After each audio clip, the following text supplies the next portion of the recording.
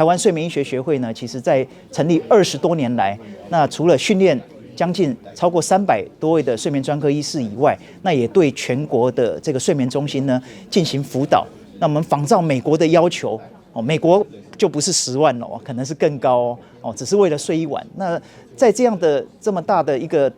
医界的投资以及我们推广之下呢，其实国人呢更应该要利用这个机会，可以在早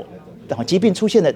最开端就予以控制，那这样可以得到更好的一个健康的一个维持。那个价格大概是落在哪？健保都有给付，对，健保给付4000多块，是外国的可能1/10不到。